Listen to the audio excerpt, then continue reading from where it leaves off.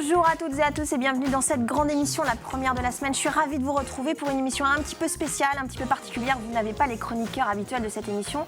Mais par contre, on va faire l'émission en compagnie de Laurent Charliot. Alors d'abord, avant de lui dire bonjour, pourquoi une émission spéciale, un entretien spécial? Tout simplement parce qu'on soit un artiste au sens large du terme, musicien, producteur, trouveur de son, arrangeur de son, faiseur de son, combineur de son, DJ, rappeur, graphiste, beatmaker, créateur de label, mais aussi fan de skate, et c'est aussi pour ça qu'on l'a sur notre plateau aujourd'hui. On reçoit Vincile qui nous fait le plaisir de cet entretien dans la grande émission pour nous parler de lui, de ses projets, un peu de C2C, de son rapport au son, à la musique et surtout du U, cette rampe sonore qui est à partir de ce soir. Vous avez juste le temps de terminer cette émission pour aller au Fusion, puisqu'elle est au Fusion à partir de ce soir et jusqu'au 5 décembre prochain. C'est une rampe sonore qui allie son et skate. C'est un projet soutenu par la région des Pays de la Loire et porté par son label On Records. Vincile, bonjour. Merci, merci vraiment d'être notre invité de la grande émission.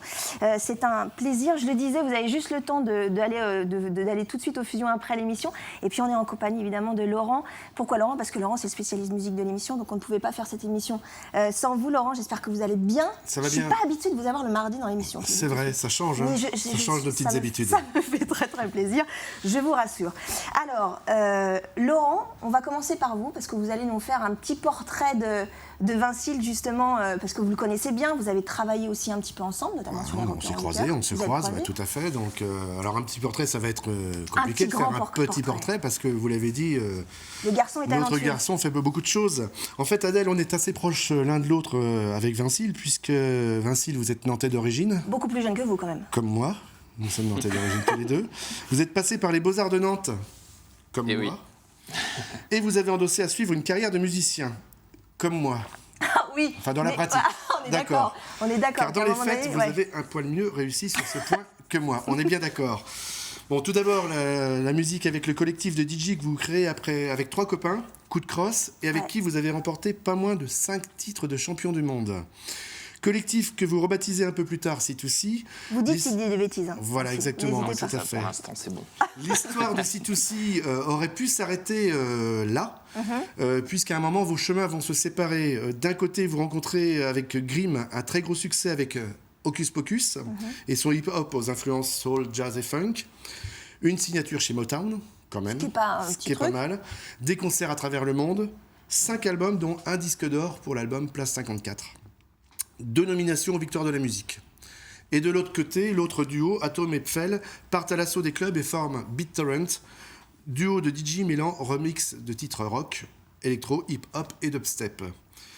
Mais cette pause n'altère pas votre notoriété, bien au contraire, comme une onde de choc souterraine qui se propage, vos exploits sont relayés sur les réseaux sociaux, un grand coup de milliers de millions de vues. Des vues, oui. Et donc, vous vous retrouvez avec tous les 4 avec une impression d'histoire inachevée, et ça, donc, vous vous rassemblez à nouveau en 2010. Vous vous enfermez dans votre studio personnel et vous accouchez non plus de simples phases de scratch, mais de compositions abouties, de vraies chansons, en bricolant et en assemblant vos propres samples et en faisant intervenir des chanteurs de tous horizons. Un cocktail musical étonnant et détonnant. Adepte du DIY, du do-it-yourself, vous gérez tout de la création à l'enregistrement, on l'a vu tout à l'heure, du mix jusqu'au graphisme. Et l'album Tetra sort sur votre propre label, On Records, en 2012, propulsé par le rapide succès du single que l'on connaît tous aujourd'hui et qu'on écoute, un extrait Down the Road.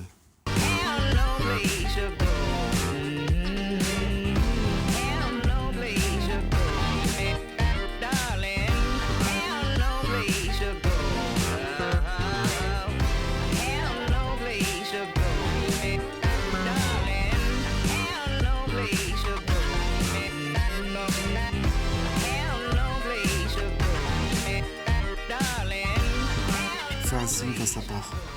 C'est à vous, mon petit Laurent. La suite, vous la connaissez, Adèle, puisqu'en 2013 aura été l'année C2C, sans contestation possible. Une tournée à travers le monde, des zéniths complets, Tetra au top des ventes, et 4 victoires de la musique. C2C a tout raflé. Cette année-là, vous avez tout raflé. Un succès fulgurant qui ne doit pas masquer l'aventure qui unit depuis déjà 17 ans les 4 Nantais. Oui, parce que c'est pas qu'un coup comme ça. Hein. Non, ils se connaissent depuis les bancs de l'école où ils avaient créé ce collectif pour partager leur passion commune pour les Beastie Boys et pour le skateboard. Bah oui. Déjà, merci d'être avec nous ce soir, Vincile, entre 2 EP solo et la production d'artistes internationaux, avec notamment dans les dernières années des remixes de Marvin Gaye ou d'Almon Albarn, pour vous nous présenter ce nouveau projet étonnant où vous décidez de réunir vos 2 passions, donc la musique et le skateboard. Et le skateboard. Et le skate d'ailleurs qui est Vincile. Alors déjà, est-ce que vous êtes d'accord avec le portrait? Est-ce qu'il il est bon? Oui, je me découvre là. Vous avez 36 ans, c'est ça, vous êtes très jeune. Oui. Donc là, c'est un portrait à 36 ans, c'est déjà la gloire. Un portrait de Laurent Charliot à 36 ans. Non, mais c'est vrai que la fierté dans tout ça, c'est d'avoir monté et eu ce succès-là avec des potes d'enfance, quoi. Donc ça, c'est vrai que c'est un truc qui nous est cher, quoi, et qui nous rend assez fiers d'avoir connu toutes ces étapes vraiment des cafés-concerts au MJC, et puis au fur et à mesure de plus grandes salles et rencontrer vraiment un public et tout. Donc c'est vrai que ça nous rend fiers. Ouais. C'est une vraie belle histoire, comme dans le rock souvent. C'est une vraie belle histoire de copains. On trouve ça beaucoup dans le rock, moins dans d'autres musiques, mais on est très proche de ça. Une histoire de copains de départ qui... par la porte ou par la fenêtre, vont vouloir faire des choses ensemble. Ce qui vous plaît dans cette histoire-là, on va parler de C2C un peu, mais c'est quoi? C'est justement la progression? C'est vraiment le fait que ça ne soit pas arrivé dans un seul coup de cuir à peau comme ça? Ouais, puis surtout d'avoir toujours fait les choses dans cette optique de se faire plaisir et d'aller vraiment au bout de ce qu'on avait en tête. C'est-à-dire... Quand en effet en 2010-2011 on s'enferme chez moi et qu'on commence à enregistrer des morceaux, à faire des maquettes, chacun dans la chambre, l'autre dans la cuisine et l'autre dans le studio pour essayer d'être le plus productif possible et rassembler toute cette matière, on n'a pas du tout en tête un schéma de carrière préétabli ou voilà, on veut juste emmener cette histoire au bout, c'est-à-dire tous les championnats et tout ça, et réussir à créer quelque chose qui nous appartienne et qui appartienne au public ensuite, mais voilà, qui nous ressemble, quoi. Ouais. Donc on fait un album sans style prédéfini à part cette histoire de turntablisme, c'est-à-dire que tout passe par le prisme de la platine vinyle et du disque. Mais il n'y a pas de schéma commercial ou quoi, il n'y a pas de stratégie, on fait juste des morceaux avec toute la folie que comporte le... Sans restriction, sans barrière, en se disant je veux déjà faire dans ça. Les championnats, on faisait des morceaux de jazz, on faisait des morceaux de bossa nova, on faisait des morceaux de rock. Donc là, sur l'album, on avait envie qu'il y ait un petit peu tout ça, où voilà, il y a toujours ce côté breakbeat, la puissance du rythme, mais avec tout un tas de couleurs différentes qui traversent ce disque. Et c'est ce qu'on a fait sans se donner de limites, en invitant des gens, etc. Et vraiment en faisant ça en autoprod à la maison, en bricolant, quoi. Et d'ailleurs, on a filmé tout le processus. On voudra le montrer, ce truc-là, parce que... Vous ne l'avez pas encore montré? Non. Il y a beaucoup de gens qui pensent que C2C, ça a été une grosse machine. Voilà, mais en fait, à la base, c'est vraiment 4 mecs qui sont en train de bricoler avec ce qu'ils ont sous la main dans un petit studio.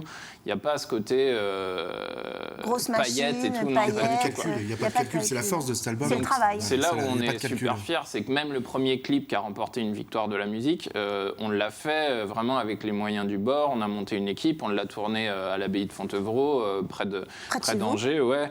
Donc c'est vraiment un truc, on n'imaginait pas jusqu'où ça pourrait aller, les zéniths, les grosses tournées aux États-Unis. Enfin non, il n'y avait pas cette idée-là à la base. Et quand la machine s'emballe, c'est-à-dire quand d'un succès à un autre succès, quand ça prend comme ça, est-ce qu'on arrive à avoir la tête froide? Est-ce qu'on arrive à ne pas s'emmener comme ça, se faire emmener Disons que c'est assez difficile de prendre le recul sur les choses, et aussi ce que je regrette peut-être le plus, c'est qu'on n'a pas eu le temps de vraiment saisir ce qui nous arrivait et de profiter vraiment à 100%. C'est-à-dire qu'au bout d'un moment, on est emmené dans cette espèce de cycle infernal des tournées. Tu te couches dans une ville, tu te réveilles dans une autre. Tu t'enchaînes des salles qui sont les zéniths qui finalement se ressemblent un petit peu toutes. C'est tout le temps le même schéma. Tu es dans un confort idéal parce que tu as une super équipe autour de toi, technique, qui te met dans des conditions parfaites.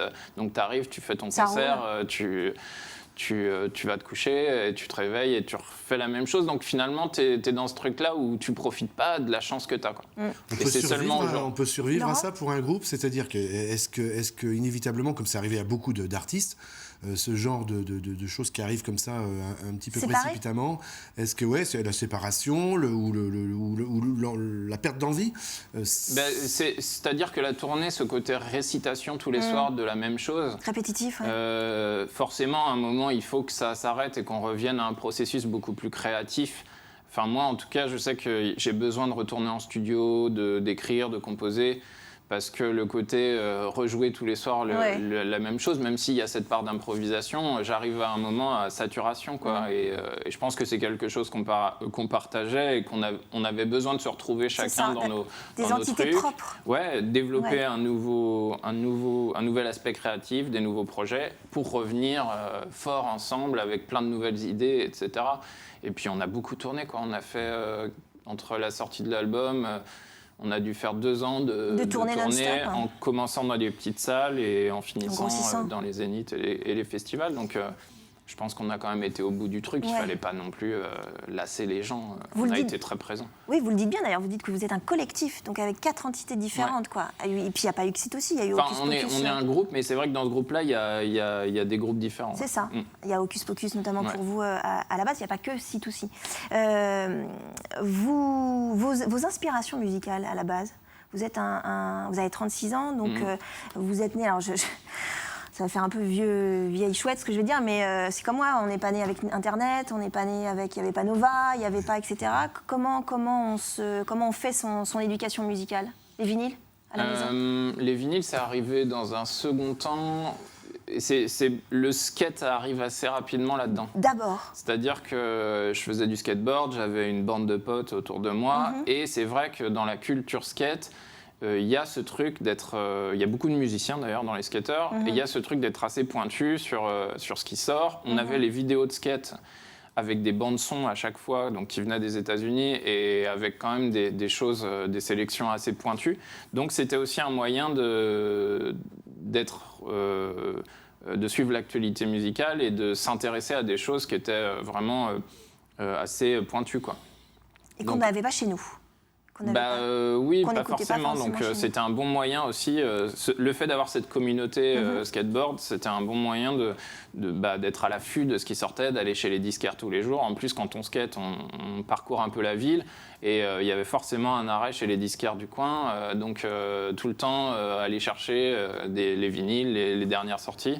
Et ça a été assez constructeur, en fait. Ouais, c'est ça. Et pas forcément de l'électro ou du hip-hop. Non, parce que vos influences, elles sont... À la fois, on s'intéressait Moi, j'écoutais beaucoup de fusion au début, ensuite un peu de hardcore, et puis assez rapidement beaucoup de hip-hop américain, plutôt côte Est, donc New York. Ouais. Voilà, et du coup, c'est là où je me suis vraiment passionné pour ce style-là et la production musicale en parallèle. Je crois qu'il y a les Beastie aussi. Les Beastie Boys aussi, mais c'était plus un... C'est votre frère? Ouais, c'était plus en toile de fond. Les Beastie, c'était plus un espèce de groupe comme ça que tout le monde appréciait, mais c'était pas le truc que j'allais écouter en boucle dans mon Walkman à l'époque. Ouais, c'est ça, dans le Walkman, ouais, c'est ça. Non, c'était plus... moi, j'écoutais vraiment The Roots, le Wu-Tang, des choses comme ça. Et d'ailleurs, il y a un documentaire en 94 qui vous a marqué, c'est un documentaire sur le hip-hop, c'est ça? Le hip-hop à New York, ouais. Je l'avais enregistré sur Canal+, en VHS, et du coup, c'était vraiment le truc que je me remettais en boucle parce qu'on voyait tout le crew du Wu-Tang qui faisait des freestyles, et j'étais hyper impressionné par le côté improvisation. C'est ça qui vous a plu à la base? Ouais, il y avait ça, et puis moi, l'aspect musical aussi, en parallèle. C'est-à-dire, il y avait l'écriture, le côté... effervescence aussi, le côté un peu communauté où on se retrouve et on partage un truc, et puis le côté production un peu rat de studio où on bricole du son, et puis le côté sampling, ça a été aussi une révélation, le moment où tu vas chercher des vinyles, tu vas prendre une boucle de cuivre que tu vas associer à une boucle de piano qui vient d'un autre disque, et en superposant les couches, on arrive à se créer des orchestres énormes, quoi. Quand vous écoutez ou quand vous découvrez un nouvel artiste ou quand vous prenez un vieux vinyle, etc., vous arrivez à écouter le disque en entier? Ou est-ce que vous découpez les superpositions de sons, etc.? Est-ce que c'est une déformation professionnelle? Ouais, non, mais forcément, il y a cet aspect. Je sais écouter un disque pour me laisser transporter par la musique, mais c'est vrai que j'ai toujours une oreille sur, tiens, là, il y a une caisse claire qui est toute seule. je vais pouvoir aller la choper pour l'extraire et en faire quelque chose. Ou là, tiens, il y a un solo de trompette et il y a quasiment rien derrière, donc je vais pouvoir aller l'isoler pour le découper. Ouais. Donc j'entends forcément ce qui se passe, quel que soit le disque que j'écoute, mais je sais écouter de la musique normalement. Tranquillement. Ouais. Je crois qu'il y a un disque qui a beaucoup marqué, et pas que les rappeurs aussi, mais les gens de l'électro, c'est la Planète Sauvage. Je crois que c'est un disque qui nous a... Bah déjà la pochette... qui est récurrent dans les... Ouais, la pochette de Topper, ouais. C'est vrai que en fait, c'est une banque de sons incroyable, ce disque-là.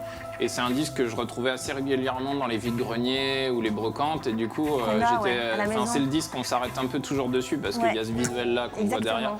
Qui est assez captivant. Et du coup, les sons, c'est un disque qui a été samplé par plein d'Américains aussi. Et c'est vrai qu'il y a toutes ces sonorités un peu années 70 qui sont vraiment bien travaillées. Des plages aussi, il y a des grandes plages. Et beaucoup d'instruments un peu isolés. Donc pour nous, producteurs, c'est assez intéressant d'aller retravailler ça, quoi. On va peut-être regarder quand même, parce que Vincile, vous avez une actualité aussi, parce que vous avez sorti un deuxième EP, oui. Motif et Motif 2. Et dans Motif 2, on va regarder juste un extrait de Back and Forth.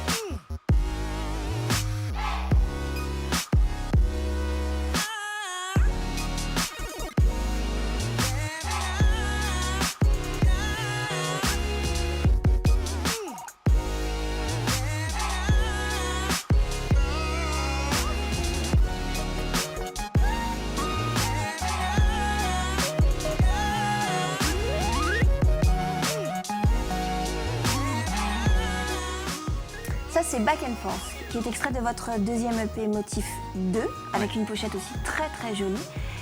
Et un esthétisme, c'est votre marque de fabrique quand même. Hein. L'esthétisme est très lié au son.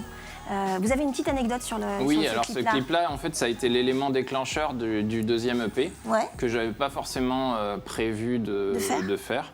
Et en fait, c'est Thomas Porté, qui est un vidéaste, graphiste, animateur, qui m'a envoyé une maquette qu'il avait fait en prenant des sons sur SoundCloud, en fait.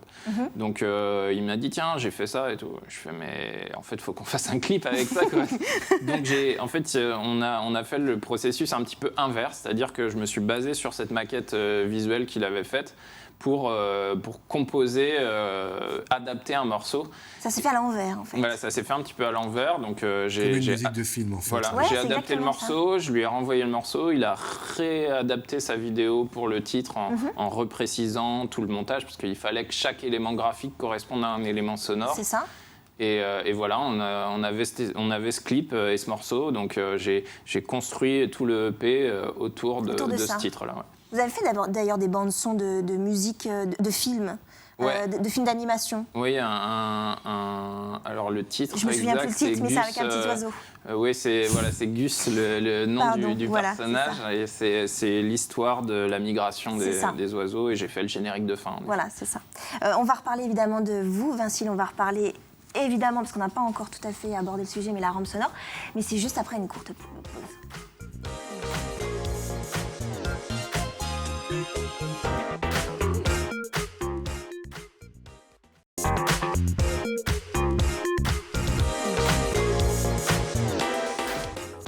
De retour dans la deuxième partie de cette grande émission consacrée à Vincile de C2C et plus spécifiquement à la rampe sonore que vous pouvez voir dès ce soir au Fusion à La Roche-sur-Yon, et ce jusqu'au 5 décembre prochain. C'est gratuit.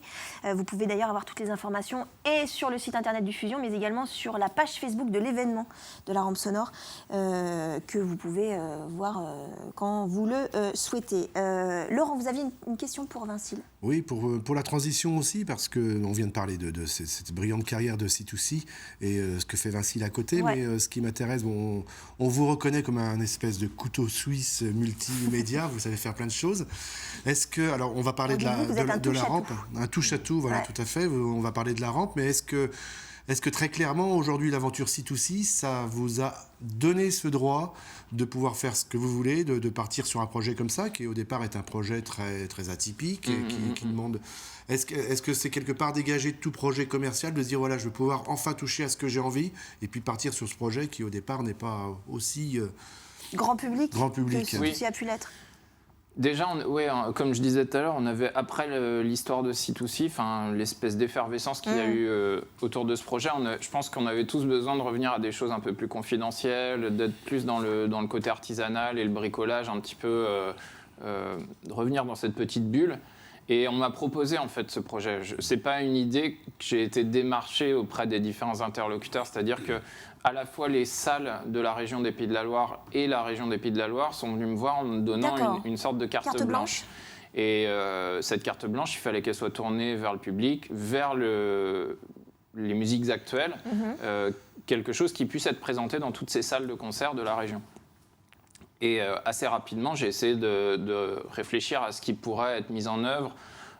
J'avais pas forcément envie de monter un spectacle sur ma musique solo ou de présenter un truc très recentré autour de moi. J'avais plutôt envie de proposer un objet que le public allait pouvoir s'approprier et aussi de créer le décalage, c'est-à-dire amener quelque chose dans une salle de concert qui n'a pas l'habitude d'être là. D'accord. Donc forcément, j'ai relié ça à mon histoire personnelle, au skateboard, et puis assez rapidement, l'envie de monter une équipe de fous furieux qui sera capable de créer cet instrument de musique un peu hors norme. Et voilà, c'était ça, quoi. Et en effet, C2C, aujourd'hui, ça nous a donné cette opportunité-là d'avoir un peu de temps et un peu de liberté pour pouvoir créer des choses... qu'on n'aurait peut-être pas faites dans d'autres circonstances, quoi, ouais. Mais vous le dites quand même dans certains articles, vous dites que c'est quand même un rêve de gamin, cette rampe. Ouais, forcément, c'est des idées qui nous traversent l'esprit. Moi, je partageais mon temps entre ma chambre studio, derrière ma MPC, derrière mon sampler, et la ville où je skatais avec mes potes. Donc forcément, à un moment, il y avait des croisements. On partageait des moments de musique ensemble et quand j'allais skater, j'entendais les sons comme je pouvais entendre des samples en écoutant de la musique, quoi. Donc un claquement de planche de skate, pour moi, quelque part, c'était une caisse claire. Un slide sur un banc, ce son-là, je me disais que ça pouvait être... En plus, j'étais aux Beaux-Arts, donc je travaillais vraiment le rapport entre la vie quotidienne et la musique. C'est ça. D'ailleurs, vous avez mis dans certains morceaux, alors si je dis peut-être une bêtise, mais vous avez mis des sons de roulettes de skate. Ça m'est arrivé, dans d'autres morceaux, même au CUS, il doit y avoir 2-3 bruits comme ça. Et voilà, c'est un truc qui, pour moi, c'était un peu mêlé, tout ça. Et c'est vrai que cette rampe, c'était un peu l'occasion de réaliser tout ce qui traînait un peu en tête. De tout concentrer dans un même projet. Ouais. Les bruits, les sons, ça devient une obsession. C'est-à-dire qu'on se balade comme dans les films avec le micro et on va choper tous les bruits. C'est ça. C'est le son qui vous intéresse. Plus que la musique ? Non, c'est vraiment créer de la musique avec des extraits sonores qui ne sont pas voués à ça à la base, quoi. J'avais fait une vidéo pendant mes études qui s'appelait Closed, où c'était que des choses qui se ferment. Donc une boîte qui se ferme, un tiroir qui se ferme, une porte de voiture qui se ferme, un robinet qui se ferme. Et l'idée, c'était de créer un morceau de musique avec ces images d'objets qui se ferment, quoi. D'accord. Donc voilà, j'ai toujours eu cette recherche entre son du quotidien et musique, et il m'est arrivé d'en intégrer dans mes compositions musicales. Alors, vous nous expliquez un petit peu ce que c'est. Alors, ça s'appelle le U. On est d'accord. Oui. Donc, c'est une rampe de skate, assez classique, on est d'accord. Et qu'est-ce qu'on y fait ? Alors, c'est une rampe de skate en bois, en effet. En la skatant, on retrouve vraiment les sensations d'une rampe de skate, d'une petite rampe de skate, parce qu'elle fait 3 mètres par 7, donc c'est pas non plus une big rampe. Mais la particularité, c'est qu'en projetant de l'image dessus et en captant le mouvement du skater, on la transforme en instrument de musique. D'accord. C'est-à-dire que cette surface, elle va se transformer en clavier on pourrait dire en pad qu'on retrouve dans la musique électronique. Sous une forme assez graphique, puisque c'est des formes géométriques qui sont des blocs qui sont disposés sur la rampe à différents endroits et qui peuvent bouger pour changer d'harmonie. Il y a un tableau qui est très simple, c'est une sorte de clavier en fait, où on a des bandes comme ça et le skateur en roulant dessus joue des arpèges et déclenche comme s'il roulait sur un clavier de piano. Et puis après, on a des tableaux beaucoup plus élaborés où on va avoir un son de basse, un son d'instrument africain, un synthé que le skateur va pouvoir attraper et qui va le suivre durant toute ses trajectoires. Donc on a créé 8 tableaux et 8 morceaux pour cet objet-là qui sont jouables par les skateurs. Et quand vous dites un skateur qui va pouvoir jouer de la musique, il se dit super, il se dit de quoi on parle, il est surpris, il est curieux, il est... Je ne sais pas ce qu'ils se disent exactement, mais on a essayé de créer un environnement assez immersif. C'est-à-dire qu'on arrive dans une salle noire avec la rampe qui est éclairée par les visuels. Et déjà, il y a ce côté déstabilisant. C'est-à-dire que le skater, il va se mettre sur la plateforme et au moment de partir, il va juste avoir des formes lumineuses sous lui. Donc c'est assez déstabilisant, il ne faut pas se jeter aveuglément dans la rampe parce que ça peut être dangereux. Oui, parce qu'on n'a pas trop les repères des 3 dimensions, quoi, donc c'est assez déstabilisant. Et ensuite, il y a différentes attitudes. Il y a celui qui va skater pour skater ou vraiment se faire plaisir en faisant des belles figures et tout. Sans forcément vouloir faire du son. Voilà, et ça marche aussi. Ouais. Mais il y a forcément ceux, au bout d'un certain temps, qui vont chercher la bonne trajectoire, le bon rythme, parce que c'est l'intérêt d'une rampe. C'est ça, c'est le rythme. C'est-à-dire qu'on crée vraiment la répétition et on met en parallèle le mouvement répétitif et les sonorités répétitives, le système de boucle qu'on a dans les musiques électroniques. Donc moi, j'ai composé les morceaux au BPM, au rythme du skate, quoi. On a essayé de calculer, je crois que c'est à peu près 127 BPM, battements par minute, et on a essayé de précomposer nos compositions sur ce tempo-là, qui sont contrôlables en temps réel, vraiment, par le skateur, quoi. Est-ce qu'il faut être quand même un bon skateur pour pouvoir utiliser cette rampe-là ? Non, et même à pied, ça fonctionne. En roller aussi ? En roller, c'est le corps tout entier qui est capté. D'accord. Donc à Nantes, on a même eu un bébé à 4 pattes qui marchait sur la rampe et ça marchait, quoi. Donc c'est vrai qu'il n'y a pas cette contrainte-là. Maintenant, là où ça marche bien, c'est le côté régulier, un rythme assez souple et un skate assez fluide. Donc c'est pas forcément des grosses figures qui vont créer une bonne musique. Ouais. C'est plus d'être vraiment dans le tempo et d'aller chercher les bonnes trajectoires. Ce sont pas des capteurs de poids ou voilà. C'est vraiment le mouvement qui est détecté par le biais d'une caméra. Ouais. Comme une Kinect ou quelque chose. C'est ça, c'est une Kinect. D'accord. Ok, d'accord. C'est une véritable prouesse technique, on est d'accord.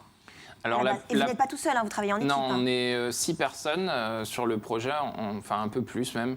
Et la prouesse technique, elle se situe dans la programmation. C'est-à-dire que le système technique, il n'est pas très compliqué. Donc c'est la rampe, un vidéoprojecteur qui projette les graphismes et une caméra Kinect qui capte le mouvement du skater et qui retransmet ça à l'application comme si c'était un doigt qui glissait sur l'écran. En fait, c'est assez simple. Ce qui est compliqué, c'est toute la programmation de l'application elle-même qui a été créée par le collectif Hermut Lobby, qui ont créé une application qui, justement, en glissant le doigt sur un écran, on arrive à jouer de la musique électronique. Qu'on verra tout à l'heure. Voilà, je pourrais vous faire une petite démonstration de cette application-là. Ça s'appelle Playground. Et en fait, on l'a transposée à la rampe avec les planches graphiques que j'ai créées pour la rampe, donc en essayant de créer quelque chose d'assez graphique, joli, esthétique, qui puisse créer une sorte de scénographie aussi pour l'objet, quoi. Combien de temps de préparation, combien de temps de travail sur ce projet-là ? Ça a été environ 1 an du tout début de l'idée sur papier à la réalisation finale. Ouais. D'accord. Et l'idée a évolué ou c'était vraiment l'idée, c'était vraiment la rampe ? l'idée a Au évolué départ. quand l'application est arrivée. Est sorti. C'est-à-dire que donc j'ai eu cette idée. Pour moi, il fallait que je crée des différentes séquences vidéo qu'on allait associer à des séquences sonores par 2 logiciels différents. Et c'était une vraie machine à gaz en termes de production. Et en fait, quand j'ai fait appel au collectif Hermut Lobby, parce que je suivais leur travail depuis longtemps et que c'est des super musiciens C'est un en collectif plus belges, Ouais. Et donc, eux m'ont présenté cette application et assez rapidement, je me suis dit, mais c'est exactement ce qu'il nous faut pour la rampe. Même si, graphiquement, on est un peu plus limité que ce que j'avais en tête initialement. J'imaginais forcément des volumes en 3D, des choses un peu plus élaborées, mais finalement, il y a une réactivité, il y a un côté organique qu'on n'aurait jamais pu avoir par un autre procédé. C'est-à-dire que grâce à leur application, l'instrument de musique évolue sous les roues du skater. C'est-à-dire qu'on commence la session skate avec un seul élément affiché sur la rampe et au fil des allers-retours, l'instrument s'étoffe et on se retrouve avec des harmonies différentes, des éléments rythmiques qui vont apparaître. Et ça, c'est quelque chose qui n'aurait pas été concevable autrement que grâce à leur application. Qu'est-ce que vous en faites ensuite? Est-ce que vous enregistrez les sessions? Est-ce que vous... Non, alors les morceaux, pour certains, existent, puisqu'il y a des morceaux qui sont tirés du EP que j'ai complètement déstructuré pour la rampe. D'accord. Ce serait enregistrable, hein, parce qu'il y a certains morceaux qui sont assez musicaux, et on pourrait, hein, c'est assez simple à enregistrer. On n'a pas prévu de sortir les morceaux, on fait des vidéos, on essaye de documenter tout ça. Mais non, il n'y a pas de sortie prévue à proprement dire. On pourrait imaginer une sorte de spectacle où en fait la rampe, ce serait une interaction entre la rampe, le skater, et un musicien derrière ces machines. Parce qu'on a fait des tableaux où en effet il y a des éléments sonores sur la rampe qui interagissent directement avec ce qui se passe quand on joue sur les machines. D'accord. Et vraiment c'est un aller-retour entre les deux. D'accord. J'en ferai la démonstration ce soir. Voilà. Au Fusion. Oui. On s'arrête juste 5 minutes pour une petite pause et puis ensuite on revient pour reparler de la rampe sonore de Vincile et on fera une petite démonstration justement pour vous montrer le principe de la rampe.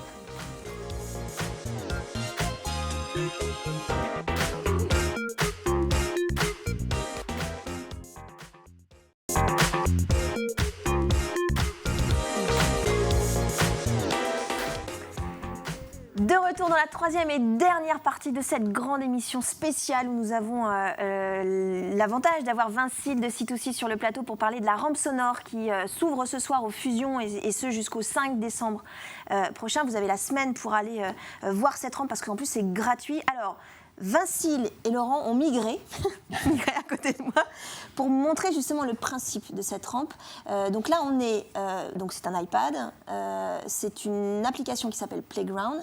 Et Vincile, vous allez nous montrer en fait comment ça marche. Voilà.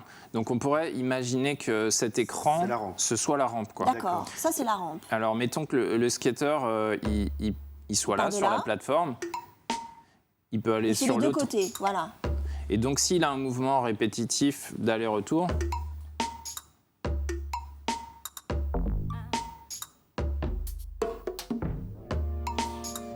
d'accord. Donc, chaque carré, chaque forme, c'est un rythme. C'est une partie rythmique. C'est une partie, voilà, c'est ça. Donc, en fait, on a différents éléments. La grosse caisse, la caisse claire. D'accord. Différents éléments percussifs, une sorte de petit synthétiseur. Des petites nappes, voilà. D'accord. Un autre synthétiseur qui suit l'harmonie des accords que je choisis. Et là, les accords que vous choisissez, voilà, c'est 1, 2, 3, c'est les 5 carrés. Voilà. Et donc si très je joue... pragmatique, mais...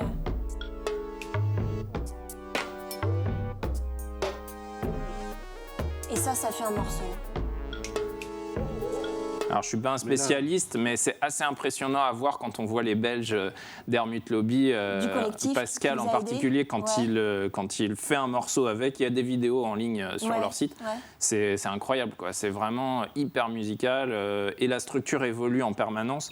C'est-à-dire que quand il y a certaines séquences qu'on déclenche et le visuel change complètement en fonction de là où on se trouve. Là, on voit qu'il y a... D'accord, ça...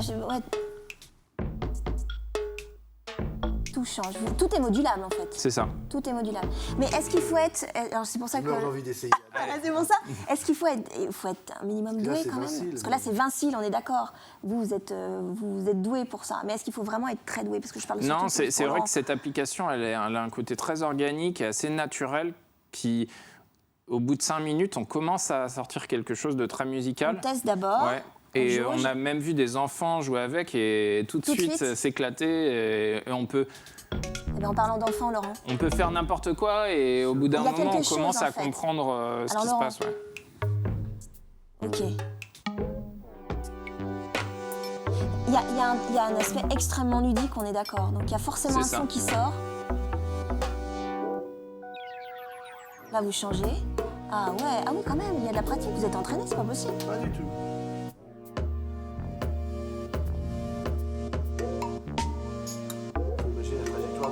C'est exactement. Ouais, c'est super. Très bien. C'est bon, Laurent. Je pense qu'on a... Mais alors, par contre, Laurent, la prochaine fois, c'est qu'il va falloir que vous fassiez sur la rampe. On est d'accord? Voilà, c'est ça mon défi. Merci, Vincile, de cette démonstration. Je vous invite à retrouver votre place. Donc là, c'est le principe de la rampe. Mais après, c'est une autre affaire quand on est sur un skate. Oui, alors c'est vrai qu'il faut forcément trouver le bon rythme, etc. Là, c'est un exemple visuel et qui ne correspond pas forcément à ce qu'on a créé sur la rampe. On a un tableau, par exemple, c'est juste des aplats de couleurs. En fonction de l'endroit où se situe le skater sur la rampe, c'est un accord différent à chaque fois. Donc le skater, en se déplaçant, fait évoluer les accords de l'un vers l'autre, des accords mineurs, des accords majeurs, et crée une espèce d'émotion en plus avec cette suite d'accords. Et moi, en jouant sur mes pads avec le skater, je joue le rythme, et c'est lui qui m'envoie la grille harmonique que je vais jouer. Une connexion, une interaction. Donc il y a plein de modes différents comme ça. Il y a 8 tableaux à découvrir. Donc si vous venez voir la rampe à La Roche, aux fusions, il faut vraiment rester un petit peu pour voir un petit peu toutes les possibilités. Et n'hésitez pas à poser des questions à Guillaume, le médiateur qui sera là, parce qu'il y a plein de choses à découvrir aussi d'un point de vue technique, quoi. Est-ce que là, c'est l'exemple d'avec un seul skater? Est-ce qu'il y a la possibilité d'être plusieurs sur la rampe? La rampe est petite, donc c'est assez difficile. 7 sur 3, c'est ça, hein, ouais, 7 donc c'est assez difficile, mais on a vu... 3 skateurs en même temps, alors forcément ça fait des rythmiques complètement décomposées et assez chargées, mais ça marche, ouais. Ça marche avec plusieurs skateurs. L'après-rampe, ce sera quoi? Il y aura un après, vous pensez déjà Alors la priorité, elle est aux salles de la région pour l'instant, puisque c'est un projet qui a été initié par elle. Par la région des Pays de la Loire. Voilà, donc forcément on faisait la tournée des 6 salles de la région. Donc il y avait Stéréolux, le Fusion, il y a le Shabada à Angers. Le VIP à Saint-Nazaire, le 6 par 4 à Laval, l'Oasis au Mans, et qu'est-ce qu'on oublie? Le Fusion, oui. Fusion, 6, 7, enfin il y a 7 salles que vous pourrez retrouver sur la page Facebook d'ailleurs. C'est ça, ouais. Tout à fait. Donc pour l'instant, pas encore de projet. On a eu pas mal de propositions pour la suite, mais c'est vrai que ça reste dans les tuyaux. On ne sait pas exactement ce qu'on va faire, si on va trouver la solution technique de transport, etc. C'est assez compliqué, mais on a envie de le montrer ailleurs, forcément. Dans une interview que vous avez donnée, je ne sais plus, je crois que c'était pour l'Express, vous avez dit que vous étiez, quand vous travailliez, vous étiez, je cite, casse-couille. Vous aimez bien contrôler les choses. Bah, c'est vrai que j'ai eu l'habitude, c'est une déformation encore une fois, c'est-à dire que j'ai eu l'habitude de faire beaucoup de choses de manière autonome. Donc forcément, quand dès le début on a fait ses propres pochettes, ses propres affiches, etc., son propre mixage... Vous avez fait l'affiche des Rockers du Cœur il y a 2 ans. On a besoin d'avoir un regard sur tout, et je sais que pour les gens avec qui je travaille, ça peut être très compliqué, quoi, parce que ils savent que j'ai l'œil un peu partout, et en effet, ça peut être très chiant. Ouais, on embrasse juste les équipes qui travaillent avec Vincile. Laurent, vous aviez une question? Oui, on citait le mot casse-couille dans une interview. Moi, j'ai parcouru aussi pas mal d'articles de presse sur Vincile. Il y a 2 mots qui reviennent assez souvent aussi. C'est travailleur, très gros travailleur. La dernière fois qu'on s'est croisé avec Vincile, on était dans un TGV, il était avec son casque sur la tête et en train de travailler, de mixer, je sais pas quoi. Et puis aussi, intelligence. C'est un mot qui revient beaucoup aujourd'hui dans les différents articles. Et c'est vrai que tout ce qui est fait, c'est fait que... Alors là, c'est pas une question, je le dis, mais c'est fait avec beaucoup d'intelligence. On le voit, c'est des projets qui sont très travaillés et c'est admirable. Merci. Prenez-le, hein, gardez-le bien au fond de votre poche. C'est pas tous les jours qu'ils disent ça. Ça contrebalance un peu le casse. C'est ça. L'écriture dans tout ça, Vincile. Vous écrivez, vous avez écrit. Ouais. C'est peut-être un peu mis en retrait pour l'instant. Pour l'instant, oui. C'est quelque chose que je développe moins. C'est quelque chose que j'ai beaucoup développé pour Hocus Pocus sur à chaque fois des sessions assez courtes, bizarrement, où je me mettais vraiment en mode écriture pour les projets Hocus. Et c'est pas quelque chose que je pratique en permanence, contrairement à la composition. Ouais. Vous avez même dit que l'écriture, c'est pas quelque chose de naturel chez vous. Vous dites, cela me demande des efforts, j'ai pas envie d'aller vers la feuille blanche. C'est pas un besoin, contrairement au fait de me mettre derrière mes machines. Ouais, c'est vrai. C'est ça ? C'est vrai. J'aurais plus l'envie, la pulsion de me mettre derrière une feuille de papier, de dessiner, plus que d'écrire en fait. Donc c'est bizarre, hein, parce que c'est vrai qu'Hocus, on a fait 4, 5, voire 5 albums si on prend les premières cassettes et tout. Puis vous étiez en avant, vous étiez MC, vous étiez... Voilà, c'était vraiment... L'écriture était au centre du truc aussi. Mais bizarrement, c'est un combat un petit peu d'écrire, mais j'en tire beaucoup de satisfaction quand j'arrive au bout d'un texte. Mais j'ai peut-être choisi la facilité en me tournant vers des choses qui, organiquement, sont plus naturelles. Ouais. C'est-à-dire la production, les arrangements, le graphisme aussi, des choses comme ça. Mais c'est vraiment des périodes. Hein. C'est-à-dire que, en fait, c'est des cycles où je me lasse d'une chose pour aller vers une autre. Ouais. Comme le skate, Laurent ? Et justement, alors les prochaines boucles, là, la rampe va peut-être être rangée dans ses cartons ou peut-être va vivre une seconde vie. Mais Vincile, c'est quelqu'un, je le disais tout à l'heure, qui travaille beaucoup, donc j'imagine qu'il est déjà en train de préparer d'autres choses, plein de choses. Je ne poserai pas la question de savoir est-ce qu'on reverra C2C dans 1 an ou dans 10 ans.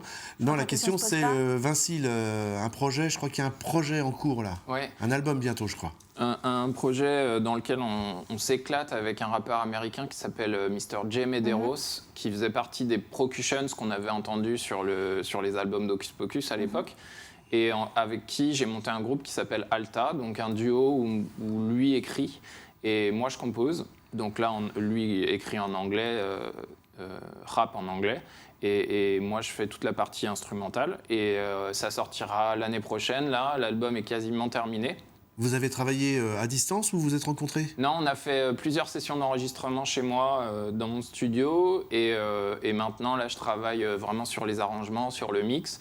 Et je suis assez content, c'est assez original. C'est ni du Hocus Pocus, ni du C2C, c'est vraiment un truc complètement différent. Donc on s'éclate bien et je pense qu'il y a éventuellement du live à faire autour de ce projet-là. Ouais. Il y a d'autres projets. Alors le fait de ne jamais faire la même chose, c'est important pour vous ? Ouais, c'est vrai que... De ne pas refaire du C2C, de ne pas refaire du Hocus. Par exemple, quand je faisais mes remixes, là, l'année dernière, j'ai fait énormément de remixes. Quand j'en terminais un, j'essayais toujours que le suivant soit dans un registre complètement différent. Donc passer de Césaria Evora à Rihanna, en effet, c'est important d'aller chercher des opposés.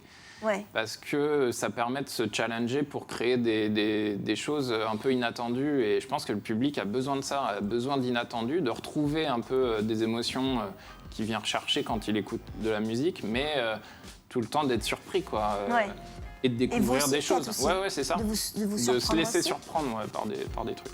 Une petite dernière question, Laurent ? Une dernière question, parce qu'on vous sait activiste de la scène régionale aussi, hein, puisque vous collaborez pas mal. On avait eu des collaborations avec D-Twice, notamment, par exemple. D'autres projets de collaboration avec des artistes régionaux ou... Alors, j'ai reçu hier les pistes d'un morceau d'Inuit. D'accord. Donc, dont on a parlé ici, d'ailleurs. Ouais, je leur ai proposé de leur faire un remix pour un de leurs titres. Donc, je vais travailler là-dessus dès que j'ai un petit moment. Je trouve que c'est vraiment bien ce qu'ils font. Ouais, il y a des très bonnes idées. Et une approche que je n'avais pas vue ailleurs, sur le live notamment. Donc, je vais essayer de faire un truc pour eux avec ce morceau. Ouais. Les Nantais, les artistes nantais ont la chance d'avoir Vincile à côté d'eux. C'est une vraie chance, parce que de pouvoir aujourd'hui avoir Vincile qui dit OK à Inuit pour faire un remix, retravailler dessus, c'est une vraie chance pour eux. Moi, je considère que j'ai de la chance d'être dans cet environnement musical et créatif, parce qu'il se passe des choses. Quoi. Il se passe des choses à Nantes. Sur la scène rock, mais pas que sur la scène rock, sur la scène électro aussi. Bien sûr. Parce que la Nantes, c'est surtout rock. Il y a une très belle scène électro-nantaise aussi, qui a fait la réputation au début des années 2000. De la scène électro-nantaise aussi. Hein. Je vais vous poser une dernière question liée à l'actualité, je ne pouvais pas ne pas vous la poser. Vous êtes passé au Bataclan ? Vous êtes déjà Ouais, passé on au a Bataclan. joué 2 ou 3 fois là-bas. Ouais. Comment on réagit quand on est artiste? Pas forcément lié au Bataclan, mais lié au fait qu'on attaque une manière de vivre, le fait d'aller voir un match de foot, d'aller voir un concert. Comment on réagit en tant qu'artiste face à ça, face aux attentats? Directement par rapport au Bataclan, c'est une sensation hyper étrange parce que direct, enfin moi c'est comme ça que je l'ai vécu, c'est-à-dire que je me suis fait des images quoi. Je vois très bien l'architecture de la salle, je vois très bien les différentes issues quand on est au balcon, à la porte qui accède aux loges. Et c'est en ça que c'était assez dramatique, c'était que je voyais comment ça s'est passé, où ça pouvait se passer. Et le fait d'y être allé dans des circonstances forcément différentes, c'est encore plus touchant. Et forcément, nous, en plus, on connaît des gens qui y étaient, des gens qui on travaille, avec qui on a travaillé. Donc c'est forcément... je pense qu'on s'est tous pris un gros coup de massue sur la tronche et qu'on est encore un peu sonné, et pour un bout de temps encore. Donc ça touche forcément. Ouais. Très bien, merci beaucoup Vincile, ça a été un vrai plaisir, vraiment, je le dis. Merci Laurent aussi, un vrai plaisir. Je ne saurais vous conseiller que d'aller aux Fusions dès ce soir. Moi j'y cours pour aller voir la rampe sonore de Vincile aux Fusions. Donc c'est ce soir, c'est à partir de 19h, c'est gratuit, c'est jusqu'au 5 décembre. Donc vous avez le temps d'y aller. Vous rencontrerez peut-être, vous croiserez peut-être Vincile dans ces dates-là. Laurent, à très vite. Très vite. À vendredi. Vincile, encore merci. Bon courage pour la suite, bon projet. À bientôt. Et nous on se retrouve très vite pour une nouvelle grande émission.